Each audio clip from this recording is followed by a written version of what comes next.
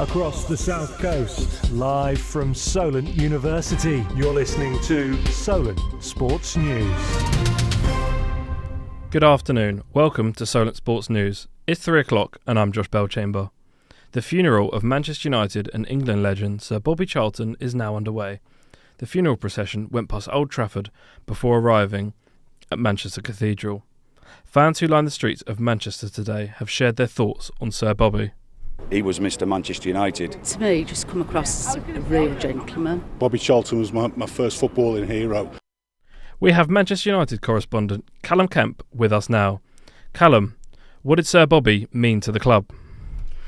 Sir Bobby was one of the club's biggest legends, winning titles, FA Cups and the European Cup with United. Being one of the survivors of the 1958 Munich air disaster, he helped to rebuild the club and took them from their lowest imaginable point to European Cup winners 10 years later. It should also be mentioned how crucial he was in winning England's only World Cup, where his performances earned him the Ballon d'Or in the very same year. Sir Bobby stayed involved with the club following his retirement, taking up a role in the board of directors, which I think illustrates his love for the club. Thank you, Callum. News just in the last hour. Southampton striker Che Adams has had to leave the Scotland squad due to injury. Adams was set to face Georgia and Norway in the Tartan Army's last two European qualifiers. Hearts striker Lawrence Shackland has been called up to fill his space. Southampton are now sitting 30 points on top of the Championship table in fourth place in the playoff spots. They extended their unbeaten run in the Championship this weekend after a 2-1 win over West Brom. The Saints are now unbeaten in their last 8 games. Southampton women have hit a roadblock in their hopes for promotion. The Saints were defeated 2-0 by league leaders Charlton. This sees the Saints drop into fourth place in WSL2. In the Premier League, only 3 points separate first and fifth going into the international break. Chelsea drew 4-4 last night with league leaders Manchester City. Former Man City players Cole Palmer and Raheem Sterling scored for the Blues. Manager Pep Guardiola believes that the draw was a fair result. Give credit to both teams, and Pochettino will speak about the analysis about his team. I think that the game was tight. It was momentum for everyone, a momentum you can break, and yeah, I think it's a fair result. Cole Palmer, Ezri Konsa and Rico Lewis have all been called up to represent England this morning.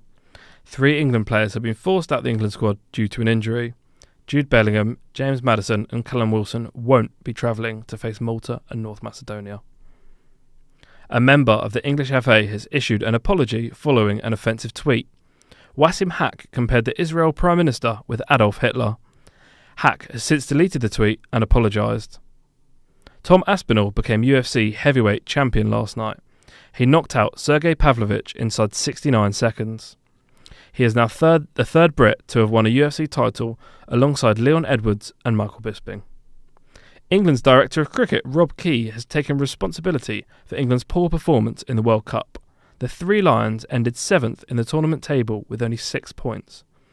Key has blamed the priority of Test teams for England's worst ever World Cup. I hold myself accountable more than them. Every single time we've had discussions about the team, whether it's been Test team or 50 over team or T20 team, I've always said to them, and they haven't complained once, I've always said to them, sorry, you're not getting your best team here now. In tennis, Carlos Alcaraz has just started his ATP Finals match now. He is currently winning 5-4 against his opponent, Zverev. This is his first competitive match since losing the Paris Masters final. Novak Djokovic won yesterday 2-1 in the ATP Finals in Turin. Following his success on the opening day of ATP, Novak Djokovic will end the year as world number 1.